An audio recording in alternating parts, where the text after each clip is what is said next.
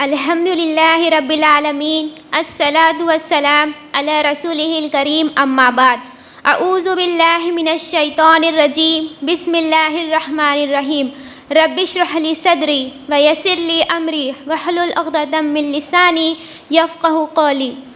آپ تمام کا اس اجتماع میں اسلامی طریقے سے استقبال کرتی ہوں۔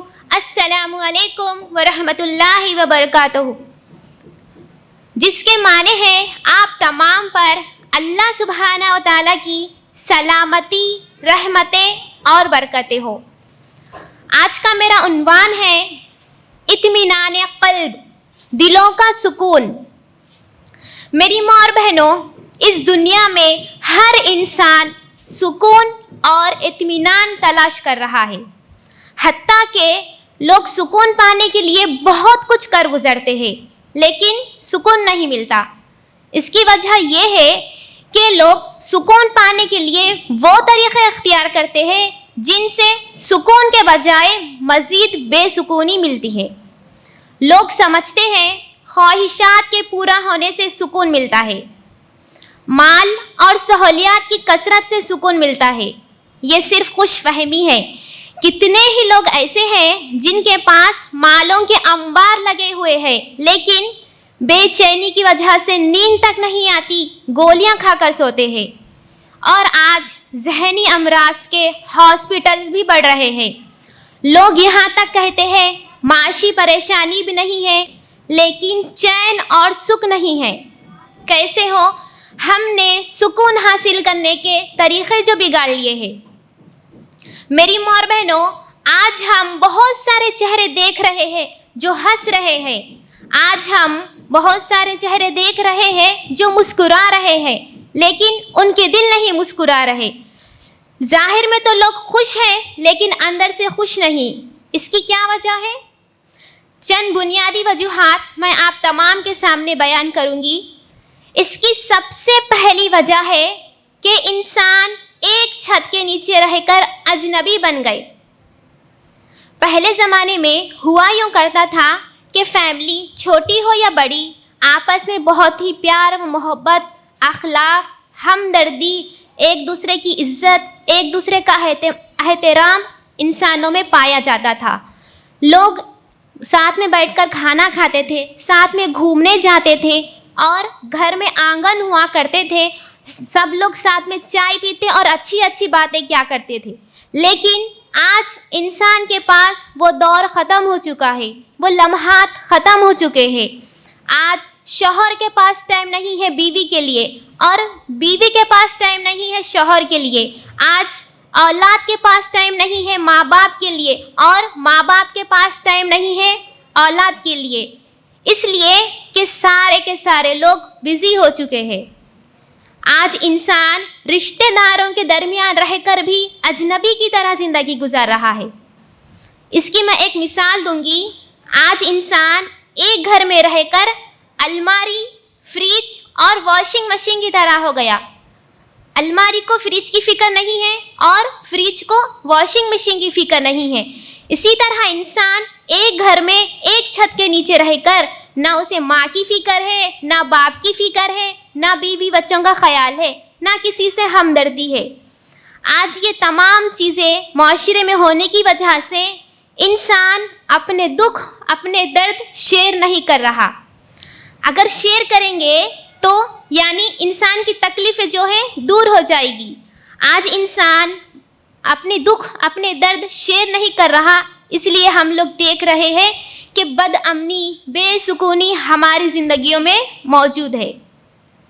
اسی طرح اگر ہم دوسری وجہ پر غور کریں گے تو یہ بات معلوم ہوتی ہے کہ جیسے ہی انسان نے سوشل میڈیا پر قدم رکھا اور جب مختلف ایپس استعمال کرنے لگا، واٹس ایپ ہے، فیس بک ہے، انسٹاگرام ہے، اور مختلف ایپ جب استعمال کرنے لگا، جب انسان باہر رہا تب بھی فون استعمال کرتا ہے، جب وہ جاب پر گیا جب بھی فون استعمال کرتا ہے، جب وہ دکان میں گیا تب بھی فون استعمال کرتا ہے، اور جب گھر پر آیا تھک کر 12 گھنٹے اپنے بیوی بچوں سے دور رہا، اپنے ماں باپ سے دور رہا، تب بھی فون استعمال کرتا ہے۔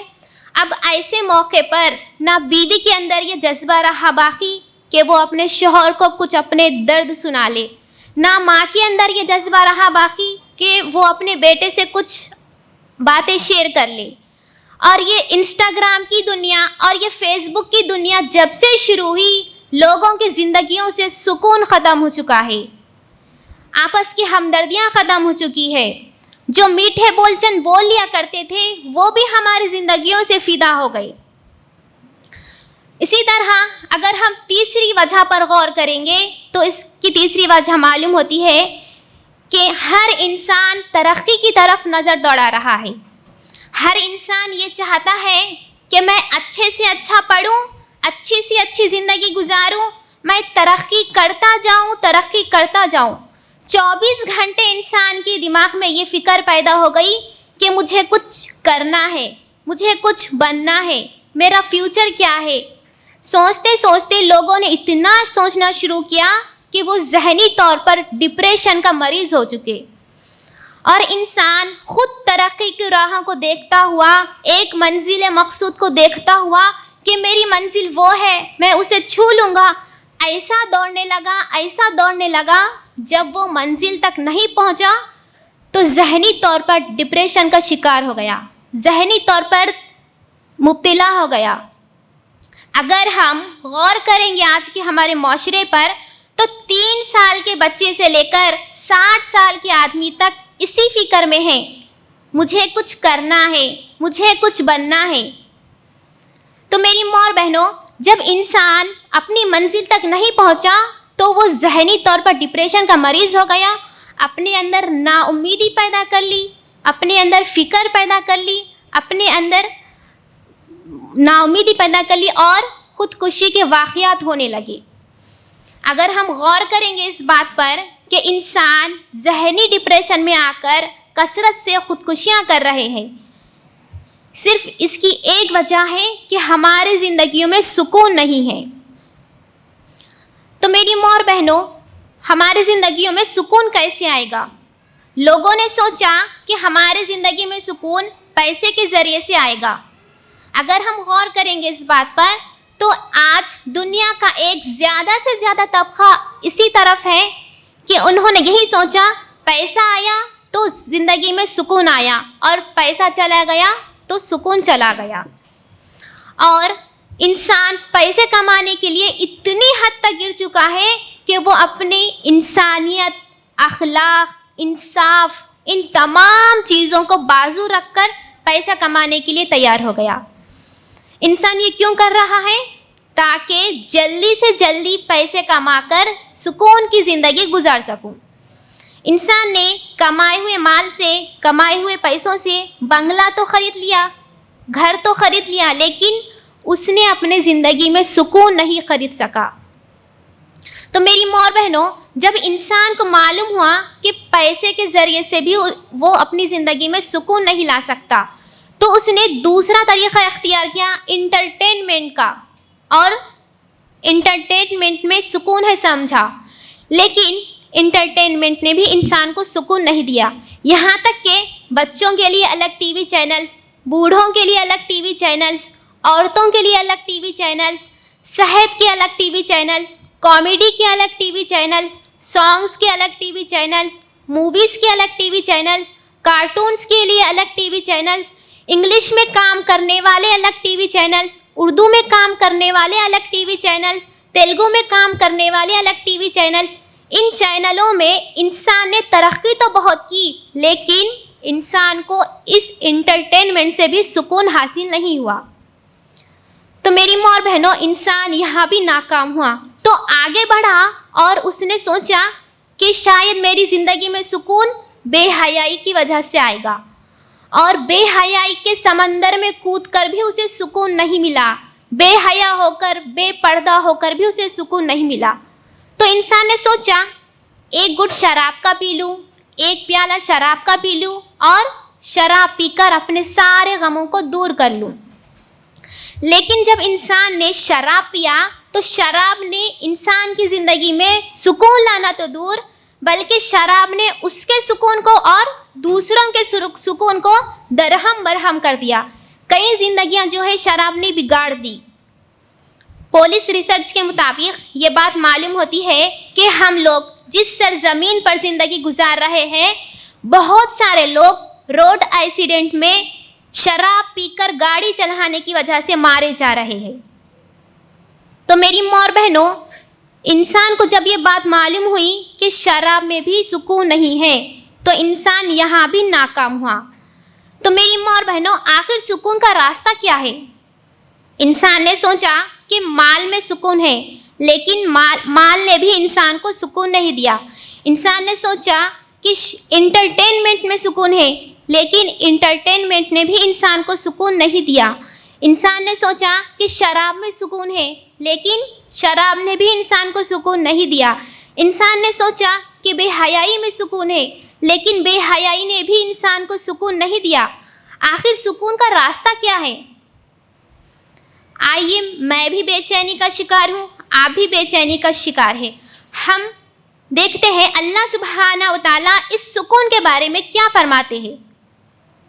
اللہ سبحانہ و تعالیٰ قرآن مجید میں سورہ رات کی آیت نمبر 28 میں فرماتے ہیں، الذین آمنوا وتطمئن قلوبہم بذکر اللہ، جو لوگ ایمان لائے ہیں ان کے دل اللہ کے ذکر سے اطمینان حاصل کرتے ہیں۔ الا بذکر اللہ تطمئن القلوب، اور یاد رکھو کہ اللہ کے ذکر سے ہی دلوں کو سکون ملتا ہے۔ میری ماں اور بہنوں، اس آیت میں دو باتوں کی طرف توجہ دلائی گئی۔ پہلی بات تو یہ ہے کہ ہم لوگ اللہ پر ایمان لائے۔ کیسا ایمان لائے؟ ہم جیسا سمجھے ویسا ایمان نہ لائے، بلکہ اللہ ہمیں جیسا سمجھا رہا ہے ویسا ایمان لائے۔ مصیبتیں، پریشانیاں، بد امنی، بے چینی، بے قراری ہم میں سے ہر ایک کی زندگی میں موجود ہے۔ اگر ہم اس میں اطمینان حاصل کرنا چاہتے ہیں، سکون حاصل کرنا چاہتے ہیں، تو اللہ پر ایمان لائے۔ کیسا ایمان لائے؟ جیسا کہ سورہ اخلاص میں کہا گیا، قل هو اللہ احد، کہہ دو کہ وہ اللہ ایک ہے، اللہ الصمد، اللہ بے نیاز ہے، نہ وہ کھاتا ہے، نہ پیتا ہے، نہ سوتا ہے، ہر چیز سے بے نیاز ہے۔ وَلَمْ يَكُنْ لَهُ لَمْ يَلِدْ وَلَمْ يُولَدْ، اس سے کوئی پیدا نہیں ہوا، نہ وہ کسی سے پیدا ہوا۔ وَلَمْ يَكُنْ لَهُ كُفُوًا أَحَدٌ، اور اس کے برابر کوئی نہیں۔ ایسا ہم لوگ ایمان لائے۔ اور دوسری بات میں اللہ سبحانہ و تعالیٰ فرماتے ہیں کہ اللہ کے ذکر سے ہی دلوں کو سکون حاصل ہوتا ہے۔ اور یہاں پر اللہ کے ذکر سے مراد قرآن اور سنت ہے، یعنی قرآن اور سنت کے مطابق زندگی گزارنے سے دلوں کو سکون حاصل ہوتا ہے۔ دنیا میں بھی سکون، خبر میں بھی سکون، اور حشر میں بھی سکون ہی نصیب ہوگا۔ تو اللہ کی نازل کردہ شریعت کے مطابق زندگی گزاری جائے تو سکون مل جائے گا، کیونکہ گناہ، نافرمانی، حسد، کینہ، بغض، ریاکاری، یہ تمام چیزیں دلوں کے روگ ہیں جن سے دل بگڑ جاتے ہیں اور اطمینان نہیں پاتے۔ دیکھیے، ایک مصیبت، پریشانی، صدمہ ایک بے دین شخص کو پہنچتی ہے تو وہ دیواروں کو ٹکریں مارتا ہے، واویلا کرتا ہے، ذہنی توازن کھو بیٹھتا ہے، پھانسی لیتا ہے۔ اور وہی مصیبت، وہی پریشانی، وہی صدمہ ایک دیندار، پرہیزگار، متقی شخص کو پہنچتی ہے تو وہ دیواروں کو ٹکریں نہیں مارتا، وہ واویلا نہیں کرتا، وہ ذہنی توازن نہیں کھو بیٹھتا، بلکہ وہ مصیبت اور پریشانی کو اللہ کا فیصلہ سمجھ کر قبول کر لیتا ہے، اور اسے اللہ کی طرف سے سکون حاصل ہوتا ہے۔ اور اللہ کے ذکر کے بہت سارے فائدے ہیں، اس میں سے چند میں آپ کے سامنے بیان کروں گی۔ سب سے پہلا، اللہ کا ذکر شیطان کو بھگاتا ہے۔ اللہ کا ذکر دل سے غم، فکر اور پریشانیوں کو دور کرتا ہے، خوشی سے بھر دیتا ہے۔ اللہ کا ذکر ہر مشکل کو آسان کرتا ہے اور ہر سختی کو نرمی میں بدل دیتا ہے۔ تو میری ماں اور بہنوں، آخر میں یہ کہنا چاہتی ہوں کہ اپنی زندگیوں میں سکون لانا چاہتے ہو تو اللہ پر ایمان لائیے، اللہ کو یاد کیجئے، اللہ کا ذکر کیجئے، اس لیے کہ اللہ کے ذکر سے ہی دلوں کو سکون ملتا ہے۔ وآخر دعوانا ان الحمد للہ رب العالمین۔